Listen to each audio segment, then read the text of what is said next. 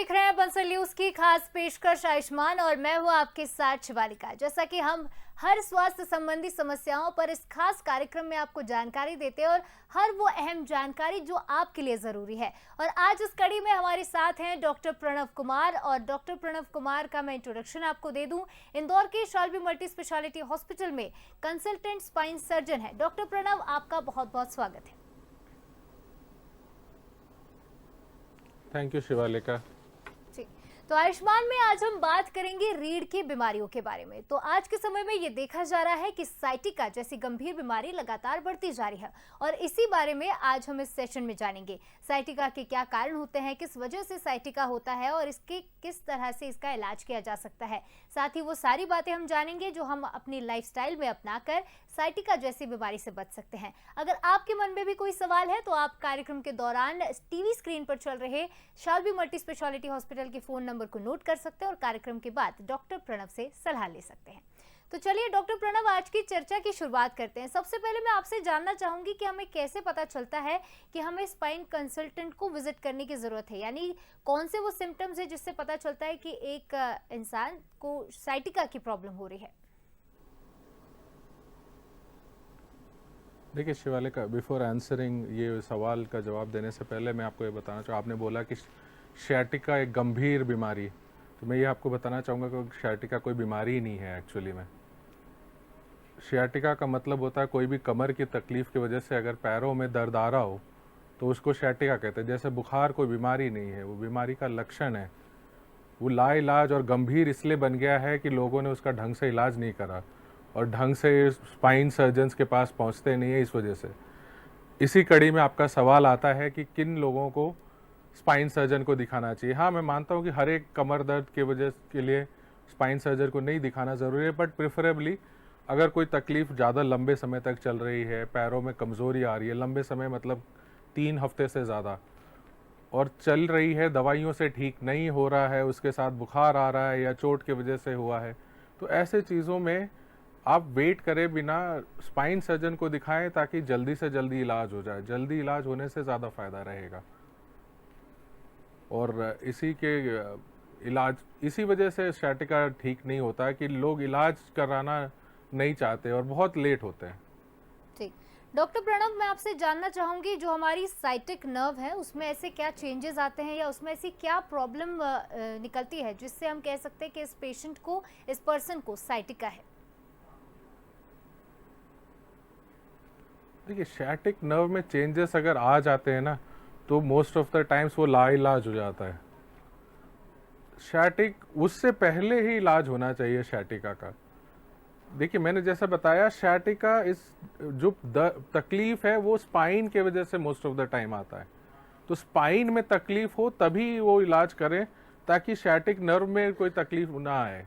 Nerve में एक बार आ जाता है, देखिए होता क्या है कि स्पाइन से छोटे छोटे नसें निकलती हैं, वो मिलके फिर साइटिक नर्व बनाता है। अब वो अगर तकलीफ नर्व रूट जिसको कहते हैं, जहां से नर्व ओरिजिन हो रहा, वहीं पे तकलीफ आ जाए स्पाइन के में, तो फिर साइटिका आती है। और साइटिका कोई बीमारी नहीं है, साइटिका इस दबाव हो रहा है, इसके वजह से तकलीफ हो रही है। आपको ये समझना जरूरी है कि साइटिका का इलाज स्पाइन का इलाज है। साइटिका सिर्फ नर्व के लिए इंजेक्शन लगाने से कोई ठीक नहीं होता, लेकिन ये मैं बता देता हूँ आपको, स्पाइन के वजह से प्रॉब्लम है तो स्पाइन का इलाज करना चाहिए, नहीं कि नर्व का। जी, तो बेसिकली ये कहा जाता है जिन्हें साइटिका को लेकर जरा भी कंफ्यूजन है, जो भी हमें दर्शक देख रहे हैं, तो साइटिका को लेकर एक बड़ा कंफ्यूजन सर क्लियर करते हुए नजर आ रहे हैं कि जो साइटिका है वो एक साइटिक नर्व है जिसमें अगर प्रॉब्लम आती है तो साइटिका होता है, लेकिन एक आपके स्पाइन में प्रॉब्लम नहीं आनी चाहिए। तो मैं आपसे जानना चाहूंगी कि किस वजह से ये प्रॉब्लम ऑक्यूपाई होती है। यूजुअली जो स्पाइन में होने वाली प्रॉब्लम्स है वो क्या सिर्फ सिटिंग की वजह से आती हैं या फिर लाइफस्टाइल चेंजेस, क्या कुछ कारण उसके पीछे पाए जाते हैं? देखिए, कारणों की अगर बात करेंगे तो पूरा दिन बीत जाएगा। आजकल ज़्यादातर कारण, क्योंकि हमारी लाइफस्टाइल ऐसी हो गई है, हमारा काम करने का तरीका ऐसा हो गया है कि और बॉडी को रेस्ट नहीं दे पाते, हम बॉडी को समझ नहीं रहे हैं। अपने बॉडी को समझें तो फिर ज़्यादा बेहतर रहेगा। अब ये है कि देखिए, आप अगर झुक के वज़न उठा रहे हैं, झुक के काम कर रहे हैं, अब सीधे बैठने की बजाय ऐसे झुक के बैठ रहे हैं, सिटिंग जॉब, अगर सिटिंग जॉब में बहुत लंबा बैठ रहे हैं, रूल ऑफ थंब है कि ये रूल है कि आधा घंटे से ज़्यादा एक पोजीशन में एक ही जगह नहीं बैठना है। अगर आप बैठ रहे हैं तो उसमें तकलीफ है, उससे वजह से आपके डिस्क में जो लिक्विड फॉर्म है, जो जेल फॉर्म है सेंटर डिस्क का, वो डिहाइड्रेशन होता है, उसकी नमी कम होती है और वो ख़राब होना शुरू होता है। तो उसको बताने, और हमारा कमर इतना मजबूत झेलने के लिए नहीं बना है। नाचमेसन्स की स्टडी आई थी 1970s में, उसमें वो उन्होंने दिखाया है कि कितना प्रेशर के बाद डिस्क में प्रॉब्लम आनी शुरू हो जाती है। तो जितना प्रेशर हम डाल रहे हैं अपने कमर पे, अगर उसका ध्यान, कमर का ध्यान नहीं रखेंगे तो बहुत दिक्कतें आएंगी। पहले ज़माने में बात ऐसी नहीं थी, पहले life was much easier than now. हम लोग कहते हैं कि पहले ज़माने में लोग बहुत हेल्दी रहते थे, सब कुछ रहता था, बट आप ये भी देखें ना कि अभी लाइफस्टाइल हैज चेंज ड्रास्टिकली, बहुत जब बदलाव आ गया है। आप बहुत ज़्यादा काम करने लगे हैं, बहुत ज़्यादा एक्टिव लाइफ है और बहुत ज़्यादा कमर पे लोड पड़ता है। तो उसी हिसाब से अपनी एक्टिविटीज़ को मॉडिफाई करते हुए अपनी पोजीशनिंग, कैसे बैठना है, ये सब चीज़ों को मॉडिफाई करना पड़ता है। डॉक्टर प्रणव, क्या ये कहा जा सकता है कि स्पाइन में जो होने वाली प्रॉब्लम्स होती हैं वो एक एज के हिसाब से आती है, या फिर ये किसी भी एज के किसी भी व्यक्ति को हो सकती है? देखिए, एज के रिलेटेड भी स्पाइन प्रॉब्लम्स होती है, जैसे नर्व, जिसको हम लोग स्टेनोसिस कहते हैं, डीजनरेशन कहते हैं, वो एज रिलेटेड है। बट प्रॉब्लम ये है कि जितने पहले जब जो 60 साल में जितना आप रगड़ देते थे स्पाइन को, उतनी आप आजकल 30 साल, प्रॉब्ली 40 साल में ही रगड़ रहे हैं। उतना ज़्यादा उस पर फोर्सेस डाल रहे हैं, उतनी ज़्यादा उस पर बायोमैकेनिकल डिसएडवांटेज डाल रहे हैं। तो ये कहना कि सिर्फ एक उम्र के बाद ही स्पाइन की प्रॉब्लम होती है, वो आज के टाइम में वो गलत होगा। आजकल सबको ही प्रॉब्लम आ लगी। मैंने अभी थोड़े दिन पहले एक बच्ची को देखा था जिसके 2 डिस्क निकले हुए थे, 16 साल 17 साल की बच्ची थी। तो अभी जो प्रॉब्लम्स 30 साल में आ रहे थे वो अब वो 16-17 साल में आने लग गए हैं, जो 60 में आ रहे थे वो 40-50 में आने लग गए हैं। तो यही कारण है कि प्रॉब्लम्स बढ़ रही हैं, और यही कारण है कि स्पाइन की जो पेशेंट्स हैं वो बढ़ रहे हैं। डॉक्टर प्रणव, मैं आपसे जानना चाहूँगी कि अगर खास करके हम साइटिका की बात करें तो कौन से वो एरिया होते हैं बॉडी में, एरिया ऑफ पेन जिसे कहा जा सकता है, जब साइटिका से कोई इंसान जूझ रहा हो? देखिए, जैसे मैंने बताया, शैटिक नर्व नसों का से बनता है, रूट से। तो जिस रूट पे वो नस दब रही होगी उसके हिसाब से दर्द आता है। अगर जैसे L4 दब रहा है तो शिन के आगे की ओर आएगा, लेग के आगे की ओर, और L5 दब रहा है तो पीछे की ओर आएगा। अगर पीछे S1 दब रहा है तो पीछे की ओर जाएगा। तो अगर कमर से पैरों में तकलीफ आ रही है तो इसका मतलब है नर्व में स्वेलिंग आ रही है। कम झंझनाहट, सुनपन है, इसका मतलब कंप्रेशन आ रहा है। और कमजोरी आ गई है, इसका मतलब बहुत ज़्यादा कंप्रेशन होने के बाद नर्व डैमेज हो रही है। तो ये स्टेजेस होते हैं जिसको हमें ध्यान से शुरुआत स्टेज में ही, अगर सिर्फ बैक पेन है और वो मसल स्पाज्म है, जकड़न बहुत है, तो उसी स्टेज में अगर इलाज कर दिया जाए तो वो पैरों में तकलीफ कम आती है फिर।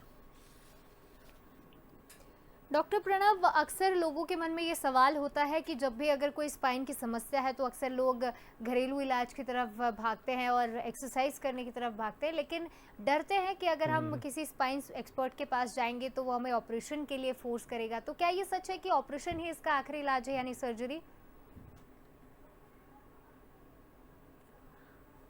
ये कहना गलत है कि आखिरी और सिर्फ सर्जरी ही इलाज है। इलाज तो बहुत सारे हैं, डिपेंड करता है आप कौन से स्टेज पे इलाज करा रहे हैं। अगर आप इनिशियल स्टेज पे इलाज करा रहे हैं तो दवाइयाँ, देखिए होता क्या है कि बेसिकली आपको बायोमैकेनिक्स, जो पहले नॉर्मल बायोमैकेनिक्स है उसके ऊपर आना है। आप चाहे दवाई लेके एक्सरसाइज स्टार्ट करें, मसल स्पैज्म जब तक रहेगा तब तक आप एक्सरसाइज भी नहीं कर सकते, कि वो रिबाउंड इफेक्ट में और ज़्यादा मसल स्पैज्म कहता है। तो गलती हमारे को लगता है कि नहीं, अभी दर्द हुआ तो अभी एक्सरसाइज करेंगे, फिर भूल जाते हैं। प्रॉब्लम वहाँ आती है। दूसरी चीज़, इंजेक्शंस लगते हैं, पर वो थोड़ा बहुत हो तो लग जाए। हमारी प्रॉब्लम यह है कि हम बैठे रहते हैं, घरेलू इलाज करते रहते हैं और सोचते हैं कि नहीं इसी से ठीक हो जाएगा। अगर शुरुआत में ही इलाज हो जाए तो वो ऑपरेशन से ही बच जाते हैं। और हर एक चीज़ का, आप सही कह रहे हैं, हर एक चीज़ का इलाज ऑपरेशन नहीं है, हर एक चीज़ का इलाज दवाई नहीं है, हर एक चीज़ का इलाज इंजेक्शन नहीं है। अपनी अपनी जगह है, हर एक चीज़ अपनी जगह है और वही सही है। और जहाँ तक रहा ऑपरेशन के बाद पैर में तकलीफ आना, देखिए अगर आप एंड स्टेज में आएंगे तो नर्व रिकवरी में बहुत प्रॉब्लम आती है। तो ये समझना ज़रूरी है कि अगर नर्व रिकवरी नहीं होगी तो फिर दिक्कत आएगी। और इसलिए हम कहते हैं लोगों को कि आप शुरुआत में ही दिखा लो तो उतनी प्रॉब्लम नहीं आएगी और आपके रिकवरी में दिक्कतें नहीं आएंगी। तो शुरुआती तौर पर जो भी हमें दर्शक देख रहे हैं, आपको ये ज़रूर ध्यान रखना है कि आपको रेगुलर एक्सरसाइज, रेगुलर फॉलोअप, और सबसे पहले अगर आपको इनिशियल स्टेज में ये आइडेंटिफाई हो जाता है तो आपको डॉक्टर को ज़रूर विजिट करना है, ताकि आप एक स्पाइन एक्सपर्ट के पास जाए और आपकी समस्या का समाधान हो पाए। साथ ही जैसा कि सर ने कहा कि सर्जरी ही आखिरी इलाज नहीं है, अगर जल्दी डिटेक्ट हो जाता है तो ऐसे में आपको सर्जरी से डरने की ज़रूरत नहीं है। डॉक्टर प्रणब, मैं आपसे जानना चाहूँगी कि अक्सर लोगों को लगता है कि स्पाइनल सर्जरी बहुत महंगी होती है, और मैं ये भी जानना चाहूँगी कि कितने टाइप्स की सर्जरी होती है और क्या ये सभी के लिए अफोर्डेबल होती है? नहीं, देखिए अफोर्डेबिलिटी की बात, स्पाइन सर्जरीज बहुत महंगी नहीं है, ऐसा नहीं है कि बहुत महंगी है। अब अफोर्डेबिलिटी तो देखिए आप किस तरह का ऑपरेशन होता है उस पर डिपेंड करता है ना। अगर जैसे सर्जरीज की बात करें, अभी जो हम लोग we are trying to move, हम जिस तरफ मूव कर रहे हैं वो मिनिमल इन्वेजिव सर्जरीज। उसमें स्क्रूज वगैरह जो लगते हैं, जो तरीका होता है, जो चीज़ें चाहिए रहती, वो थोड़ी सी महंगी आती हैं।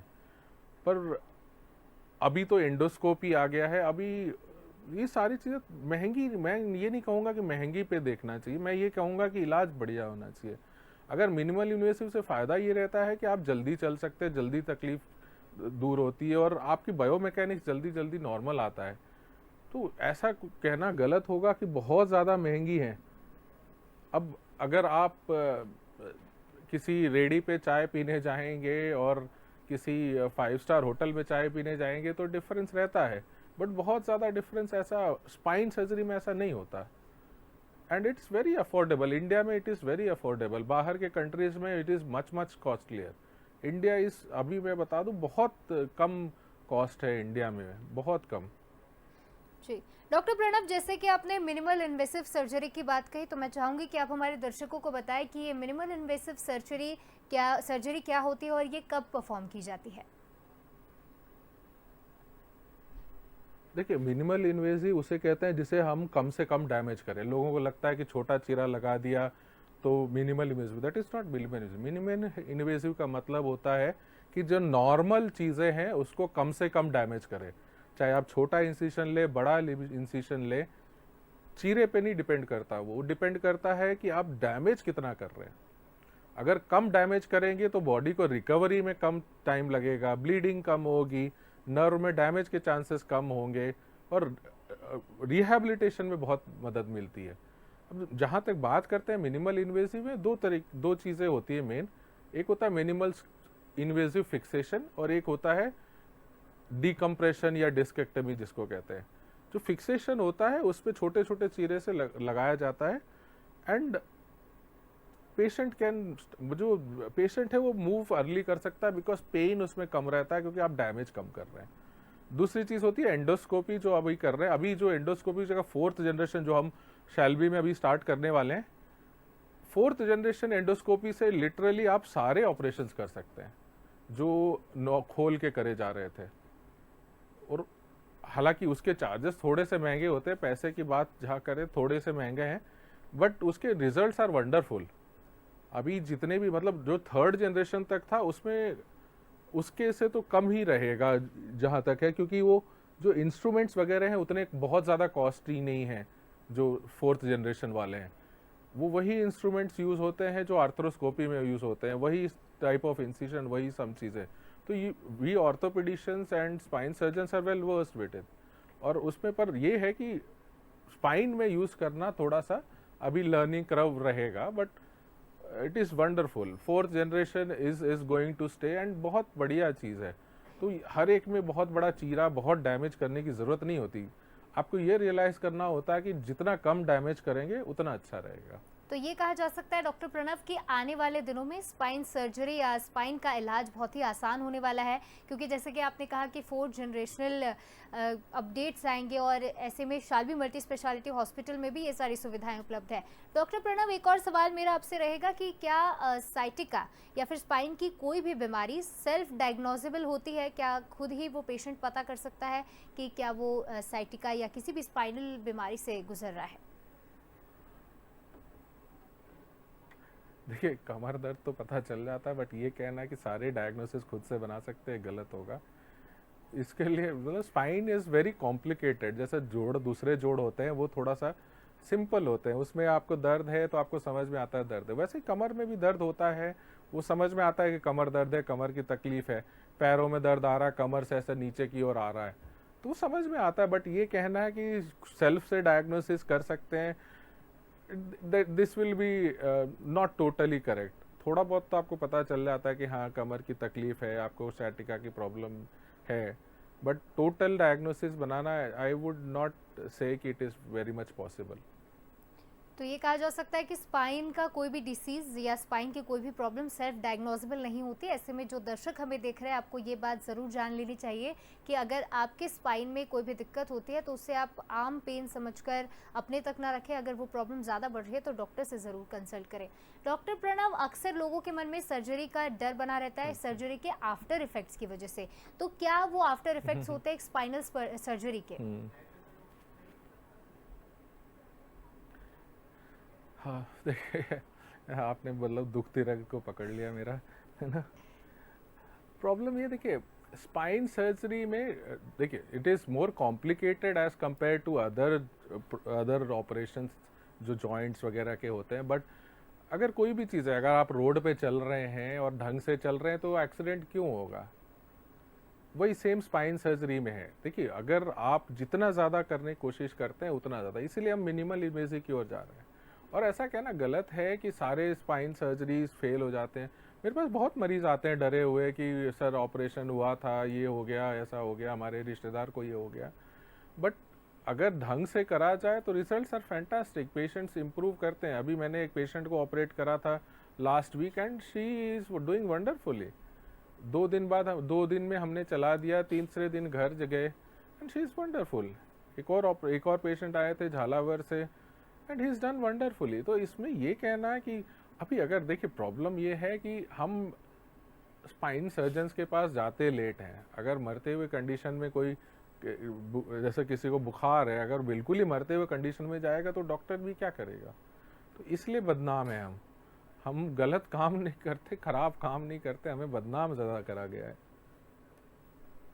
तो ये कहा जा सकता है डॉक्टर प्रणव कि जब पेशेंट्स आप तक लेट पहुंचते हैं, जब उनका आधी बीमारी उनकी बढ़ चुकी होती है, उसके बाद जब वो डॉक्टर के पास पहुंचते हैं तो ऐसे में डॉक्टर के हाथ में भी सारी चीज़ें नहीं होती है, तो ये नहीं कहा जा सकता। इसमें से एक सवाल और निकल कर आता है कि क्या स्पाइन सर्जरी 100% सक्सेसफुल होती है? 100% तो कोई चीज़ सक्सेसफुल नहीं होती दुनिया में। कोई भी चीज़ अगर 100% सक्सेसफुल हो जाए, तो अगर कोई भी कह दे कि मैं 100% कह सकता हूँ कि मेरा ये चीज़ सक्सेसफुल होगा, तो वो गलत बोल रहा है ना। 100% तो नहीं होता। देखिए, complications are part and parcel of an operation. अब इसीलिए है कि हम लोग डरते हैं कि कोई रिस्की ऑपरेशन करने से पहले बहुत ध्यान से करना पड़ता है। हमारा profession is not very simple कि हम जाके कर दें, कुछ भी कर दें। ये मतलब रोटी बनाने तक में हाथ जल जाता है, तो क्या कहें कि रोटी बनाना बंद कर दें? कॉम्प्लिकेशंस तो होती हैं, बट अगर ध्यान से रोटी बनाई जाए, आपने अगर दिन के हर रोज़ आप रोटी बनाते हैं और सालों से बना रहे हैं, तो क्यों जलेगा? पर अगर आपने थोड़ा सा भी ध्यान इधर उधर किया तो होता है, प्रॉब्लम होती है। और अगर आपको कोई ऐसे रोटी ऐसी बनानी हो कि बिल्कुल हड़बड़ में बना रहे हैं, तो फिर दिक्कतें आती हैं। Otherwise complications are less. ऐसा नहीं होता कि हर एक में कॉम्प्लिकेशंस होता है, ऐसा नहीं है। कोई भी surgery is not 100% full proof. होता है ऑपरेशन, बट ऐसा नहीं है कि हर एक में होगा। सम परसेंटेज ऑफ, देखिए अगर बात करें तो इन्फेक्शन का rates is less than 3%, which is the same as joints. And nerve root damage, permanent root damage is again less than 1%, which is as common as others. But हाँ, अगर ढंग से नहीं करा जाए और आप इसीलिए देखिए एक्सपर्ट के पास इसलिए जाते हैं कि ढंग से हो जाए। प्रॉब्लम वहाँ आती कि पैसे बचाने के चक्कर में लोग कहीं भी कुछ भी इलाज कराते रहते हैं। अब किसी ने स्पाइन सर्जन ने बोल दिया कि आपको ऑपरेशन कराना है, फिर भी नहीं कराते। अब वीकनेस आ रही है, पैरों में लकवा मारने मारने को हो रहा है, फिर भी लोग कहेंगे नहीं हम नहीं कराएंगे। जी। अब हम हाँ, क्या कहें, कुछ नहीं कर सकते। जी। But not every person does not end up on bed. जी, तो डॉक्टर प्रणव, ये कहा जा सकता है कि सभी ऑपरेशंस में कॉम्प्लिकेशंस तो होते हैं, लेकिन 100% भी इसके सक्सेस रेट नहीं है। ऐसे में मैं आपसे ये भी जानना चाहूँगी कि सर्जरी और फिजियोथेरेपी का कोई रिलेशन है? स्पाइन, अगर हम स्पाइन प्रॉब्लम्स के लिए अगर कोई पर्सन सर्जरी को छोड़कर फिजियोथेरेपी की ओर जाना चाहता है, तो क्या ये फिजियोथेरेपी एक अच्छा ऑप्शन है?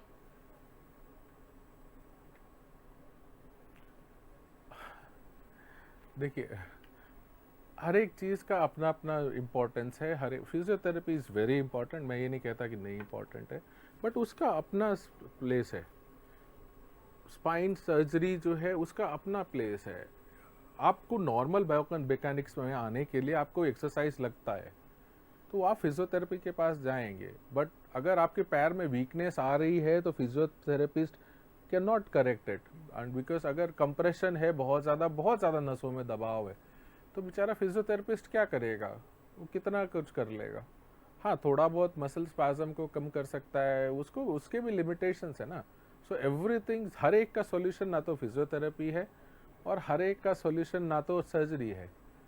एवरीथिंग गोज टुगेदर, फिजियोथेरेपी, दवाइयाँ, एक्सरसाइजेस, एवरीथिंग इज टुगेदर। अब हर एक को सेपरेट नहीं रख सकते आप। हर एक का इलाज दवाइयाँ नहीं है, हर एक का इलाज फिजियोथेरेपी नहीं, हर एक का इलाज एक्सरसाइज मतलब नहीं है, और हर एक का इलाज ऑपरेशन भी नहीं है। इंजेक्शंस भी आते हैं, सारी चीज़ें करी जा सकती है, प्रोवाइडेड वो टाइमली हो जाए। हर एक चीज़ का टाइम होता है, हर एक टीम का अपना महत्व होता है। फिजियोथेरेपी का इम्पोर्टेंस है इनिशियल स्टेजेस में, और बहुत इंपॉर्टेंट है। आई एम नॉट सेइंग कि नहीं है, बट बहुत इंपॉर्टेंट चीज़ है। और ऑपरेशन के बाद भी एक्सरसाइजेस लगते हैं, ऐसा नहीं है कि ऑपरेशन हुआ और वो कोई बाबा जी का बुबूत नहीं है कि हमने चटाया और फटाक से ठीक हो गया जी। उसके बाद भी रिहैबिलिटेशन लगती है। लोग यही सोचते हैं कि हमने करा लिया तो बस खत्म। साधारण तौर पर ये कहा जा सकता है कि फिजियोथेरेपी अगर इनिशियल स्टेजेस में आपकी प्रॉब्लम डिटेक्ट हो जाती है तो फिजियोथेरेपी एक अच्छा ऑप्शन है। वहीं अगर आप अच्छे स्पाइन सर्जन से या स्पाइन एक्सपर्ट से कंसल्ट करते हैं तो ये ज़्यादा बेहतर होगा। डॉक्टर प्रणव, मैं चाहूँगी कि अंत में आप हमारे दर्शकों को कोई संदेश दें और वो अपने स्पाइन की, अपने कमर की कैसे केयर कर सके, इसके बारे में मैसेज दें।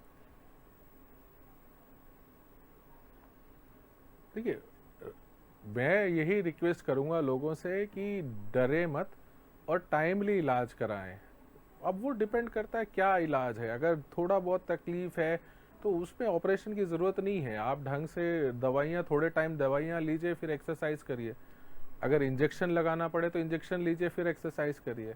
अगर ऑपरेशन ही एक ऑप्शन बच जाता है तो फिर और कुछ नहीं कर सकते। और दूसरी चीज़ है, अपनी लाइफस्टाइल को चेंज करिए। देखिए, आपको अगर पता होगा तो मेयो क्लिनिक कहती है कि 7 घंटे से कम आपको नहीं सोना चाहिए। अगर 7 घंटे का रेस्ट नहीं मिल रहा है तो body is not recovering properly. आपके खाने में चेंजेस आने चाहिए, आपके बैठने में चेंजेस आने चाहिए, आपके काम करने में चेंजेस आने चाहिए, तभी आप स्वस्थ रह सकते हैं, तभी आपकी स्पाइन। मैं ये कहूँगा कि मतलब अपने शरीर को रेस्पेक्ट दीजिए, नहीं तो फिर आपको बहुत प्रॉब्लम आएगी। Respect your spine and respect your spine surgeon. तो रिस्पेक्ट योर स्पाइन के संदेश के साथ प्रणव जी, आप हमारे साथ जुड़े, इसके लिए बहुत बहुत शुक्रिया, और वो तमाम जानकारी हमारे साथ साझा की जो एक स्पाइन एक्सपर्ट कर सकते हैं और स्पाइन के लिए ज़रूरी है। Thank you so much. तो रेगुलर फॉलोअप और डेली एक्सरसाइज, ये सभी डॉक्टर्स संदेश देते आते हैं, और आयुष्मान की इस खास पेशकश में आज हमने साइटिका के बारे में जाना और स्पाइन की सभी तकलीफों के और उसके इलाज के बारे में जाना। और आज की पेशकश में फिलहाल इतना ही, लेकिन देश प्रदेश की तमाम बड़ी खबरों के लिए जुड़े रहें बंसल न्यूज़ के साथ। नमस्कार।